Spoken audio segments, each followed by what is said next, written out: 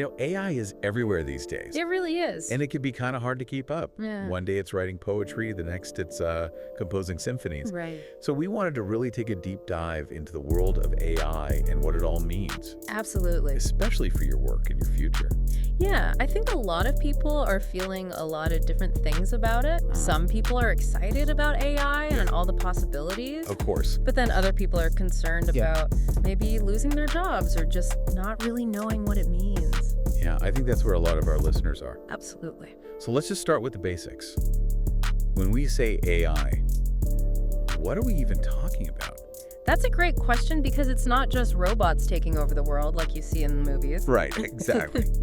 We're not all going to be living in some sci-fi dystopia. Not necessarily, at least not yet. Okay, good to know. But seriously, we need to be careful about throwing around the term AI because sometimes people confuse it with automation, which has been around for a long time. Like hundreds of years, right? Exactly. Think about the printing press or the assembly line. Those were early forms of automation. Okay, so those aren't really AI. Not in the way we understand it today. So what's the difference then? Well, AI is rapidly evolving. It can learn and adapt in ways that we've never seen before. So it's not just about machines doing repetitive tasks. Think of AI as a prediction machine. It's constantly analyzing massive amounts of data Okay. to identify patterns and make decisions. A prediction machine, huh? Yeah, it's kind of like AI is trying to figure out what's going to happen next. Based on what's happened before. Exactly. That's pretty mind-blowing, It is. but also a little bit creepy. I can see why you'd say that. Like, where is this all going? Yeah, that's the big question, isn't it? It is. Yeah. So where are we actually seeing AI show up in the real world? Well, it's popping up everywhere. I mean, you sent me a ton of research on this, and it's kind of all over the place. Yeah, AI is a very broad field, but I think we can break it down into a few key areas. Okay, let's do that. First, you've got robotics, which is already transforming industries like manufacturing and logistics. Oh yeah, like those self-driving cars you see on the news. Exactly. And it's not just cars. Think about those warehouse robots that move and sort packages. Oh yeah, those things are crazy. And there are even surgical robots that assist doctors with complex procedures. Wow. So robotics is definitely one area where AI is having a huge impact.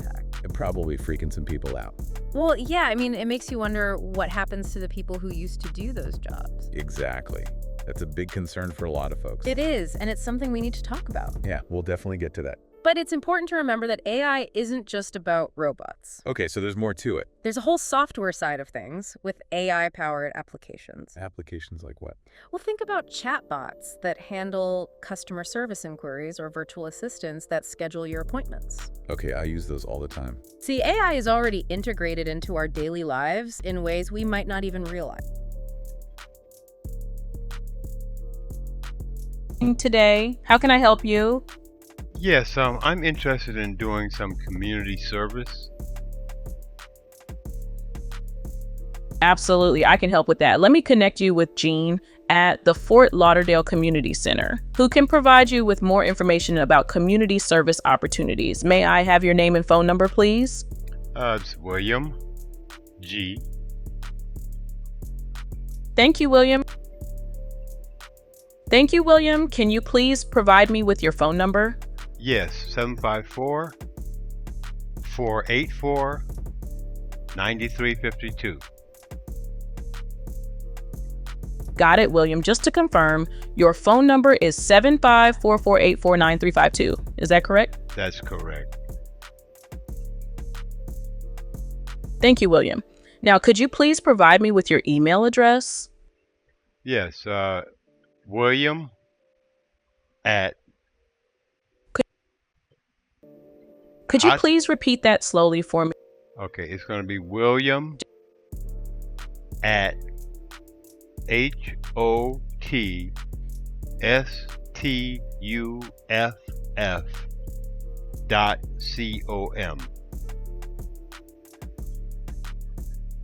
Thank you for that, William. Just to confirm, your email address is william@hotstuff.com. Is that correct? That's correct. Thank you, William. I will now transfer you to Jean at the Fort Lauderdale Community Center for more information on community service opportunities. Please hold on for a moment. Transferring your call now.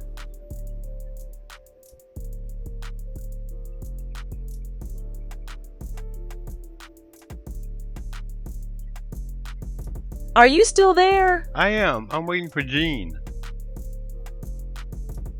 at Fort Lauderdale Transferring the Community call now. Hi, you have reached Fort Lauderdale Community Center. How can I help you? Center. Hey, Jean, how you doing? I'm doing great, thank you. How about you? How can I assist you today? I want to volunteer for community service, and I was told I need to talk to you.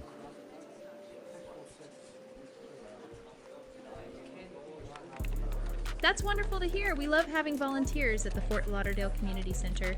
Could you please provide me with your full name and phone number so I can assist you further? That's going to be William G.E.E. Phone number Thank you, William G. Can you please? 754 Thank you. Two. 242 9642.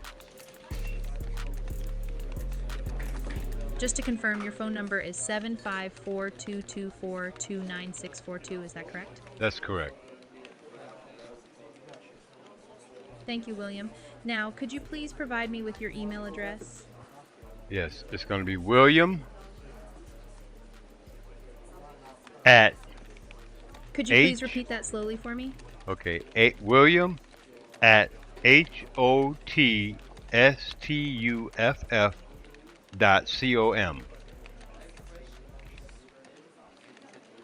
Thank you for that, William. Just to confirm, your email address is william@hotstuff.com. Is that correct? That's correct. Thank you, William. Now, I have your information. Name, William G. Phone number 754-224-29642. Email, william@hotstuff.com. Now, let's get you started with volunteering. When would be a good date and time for a team member to follow up with you regarding community service opportunities? How about tomorrow at 10 a.m.? Great. So just to confirm, we have name, William G. Phone number 754-224-29642. Email, william@hotstuff.com. Follow-up time, tomorrow at 10 a.m. Does that sound good? That sounds great. Thank Before you, I- William. I will before make I sure let you someone follows go- up with you tomorrow. Before I let you go, can you tell me a little bit about Fort Lauderdale Community Center? Absolutely. The Fort Lauderdale Community Center has been serving the community for over 20 years. We offer a variety of programs and services, including support for families, youth activities, and volunteer opportunities. Our goal is to create a welcoming space where everyone can come together to learn, grow, and support one another. If you're interested in volunteering, we have many opportunities to get involved and make a positive impact in the community.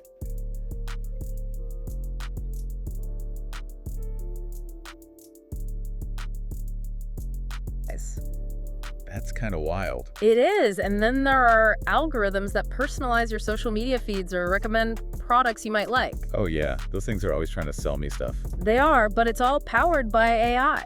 So AI is kind of working behind the scenes in a lot of different ways. Exactly. It's everywhere. But how does it actually work? I mean, I hear terms like machine learning and large language models. Right. Those are some of the key concepts behind AI. Can you break those down for us? Sure. So machine learning is basically a type of AI that allows computers to learn from data. Learn from data. Yeah, without being explicitly programmed. Okay, so instead of giving a computer step-by-step instructions, you just feed it a ton of data. Right. And it figures out the rules on its own. Wow. It's kind of like teaching a kid to ride a bike. You don't tell them exactly how to do it. You just let them figure it out. And fall down a few times. Well, hopefully not too many times. But eventually they get it, and that's kind of what AI is doing with data. Okay, so that's machine learning. What about those large language models? So those are a specific type of machine learning that focuses on language. Language like what we're using right now. Exactly. They're trained on massive amounts of text data, which allows them to do some pretty amazing things. Like what? Well, they can generate text, translate languages, and even write different kinds of creative content. Like poems and music. Exactly. Okay, now that's where things get a little scary. I know, it's mind-blowing and a little unsettling at the same time. Because if AI can write poetry and compose music, what does that mean for human creativity? That's a big question. question. And what about the people who make a living from those things? Yeah, those are all important questions that we need to consider. And I think a lot of our listeners are probably wondering about those things too. They are, and we'll definitely explore those questions as we go deeper into this topic. Okay, good. But before we get there, I think it's important to understand that AI, while incredibly powerful, also has its limitations. Really? I thought it was supposed to be like super intelligent. Well, it is in a lot of ways, but it's not a magic solution to everything, Correct. and it can even make mistakes. AI can make mistakes. I thought it was all about logic and algorithms. It is, but those algorithms are only as good as the data they're trained on. So if the data is flawed, Then the AI can make flawed decisions. makes sense. And sometimes AI can even generate incorrect or nonsensical information. What do you mean? Well, it's called AI hallucination. AI hallucination within. It's basically when AI tries to fit a pattern but doesn't have the context or the critical thinking skills to evaluate the accuracy of its output. So it's like AI is seeing things that aren't really there. Kind of like that. Do you have an example of that? Sure, there's a classic example called the strawberry test. The strawberry test. Yeah, if you ask an older AI model how many R's are in the word strawberry, it might say 2.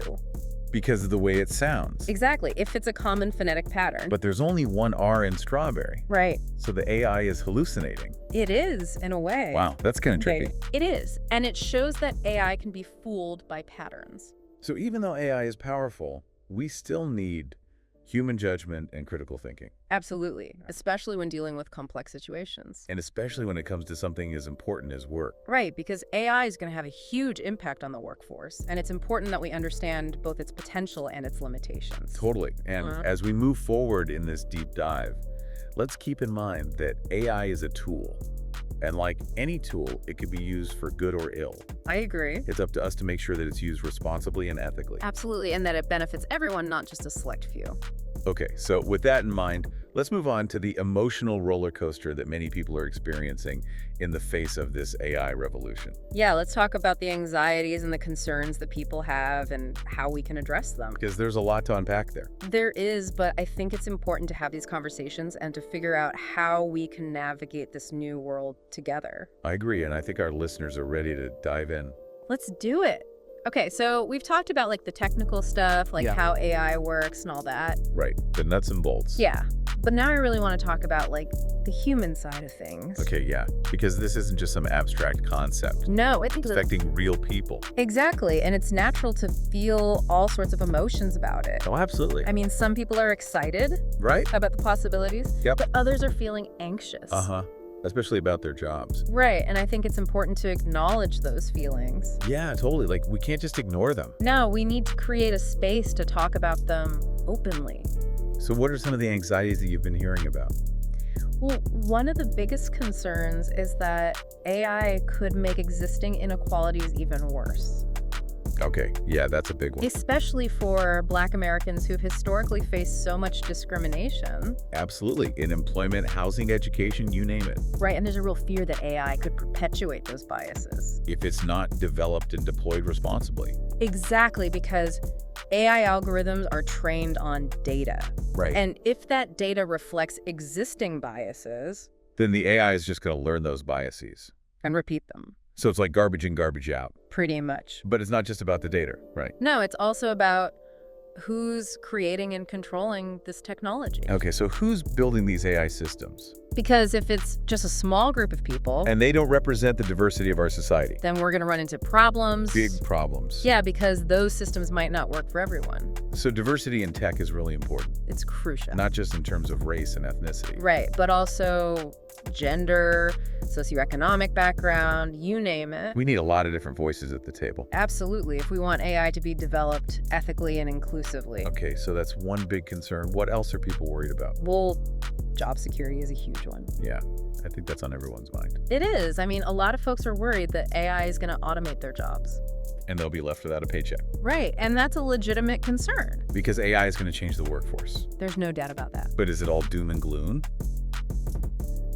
Not necessarily. Okay, so there's hope. There is. I mean, AI is also going to create new jobs. And transform existing ones. Exactly. So it's not just about jobs disappearing. It's about jobs changing. Right. And the key is to understand which jobs are most at risk. Okay, so let's talk about that. Because some sectors are definitely going to be more impacted than others. Like which ones? Well, manufacturing is one. Okay, yeah, robots are already taking over factories. They are, and AI is just going to accelerate that trend. So if you're working in a factory, you might want to start thinking about a plan B.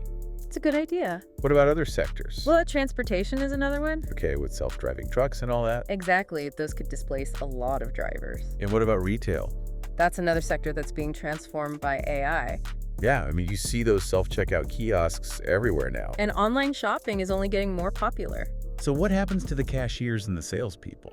That's the big question. It is, and I think a lot of people are feeling pretty anxious about it. They are, and it's understandable. So what can we do about it?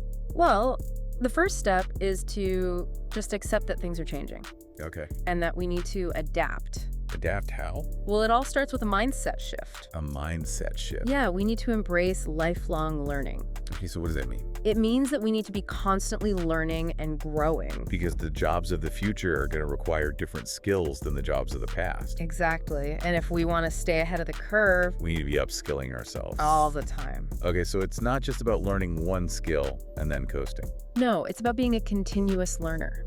Like a student of the game. Exactly. Always looking for ways to improve and grow. It's about being willing to step outside of your comfort zone. Yeah, and try new things. Exactly, because sometimes the best opportunities come when we least expect them. So we've talked about upskilling and reskilling. But what about people who might need to, completely change careers? That's a great question, and it's something that a lot of people are facing right now, Especially with all this talk about AI taking over jobs. right? I mean, if your job is at high risk of being automated, You might need to think about a different path. and that can be scary, It can. but it can also be an exciting opportunity. Okay, so how do you approach something like that? Well, I think the first step is to assess your skills Okay. and figure out what you're good at. What are your strengths? Exactly. And then think about how those skills could be transferred to a different field. So even though your job title might change, The core skills you've developed. can still be valuable. Absolutely. Can you give us an example? Sure. Let's say you're currently in customer service. Okay. You probably have really strong communication skills. Yeah, and problem-solving skills. Right. And those skills could be really valuable in a role that involves human resources or project management. Okay, so it's about recognizing that your skills are transferable. Exactly. And it's also about being willing to learn new things. Of course. Because even if you're transitioning to a different field, you're probably going to need to pick up some new skills along the way. So it's all about adaptability. It is. And it's also about networking. Okay, so talk to people. Exactly. Reach out to your network, attend industry events, connect with professionals in fields that interest you. Because you never know who might be able to help you. Right. And you'd be surprised how many people are willing to share their experiences and offer advice. So networking is key. It is. And don't forget about the resources that are available to support career transitions. Oh yeah, like what? Well, there are organizations that specialize in career counseling, Okay. job training, and placement services. So there's help out there. There is, and as we mentioned earlier, BAM is a great resource for anyone looking to navigate this new landscape. Right, they offer training programs, educational resources, and business support. Exactly. So if you're feeling lost or overwhelmed, Definitely check out BAM. they can provide guidance, support, and practical tools to help you make a successful career transition. So we've talked a lot about individual strategies for adapting to the AI revolution, Right. but what about the bigger picture? Like, what role do organizations and policymakers need to play? Exactly, because this isn't just about individuals figuring it out on their own. No, it's a collective effort.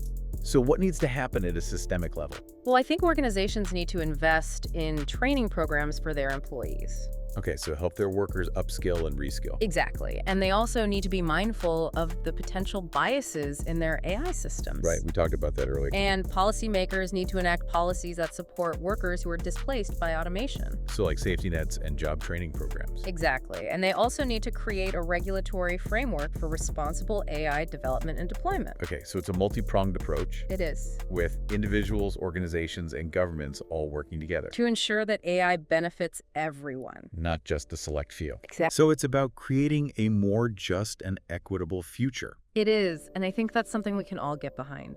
I agree. So what can we do as individuals to make our voices heard? Well, first and foremost, stay informed.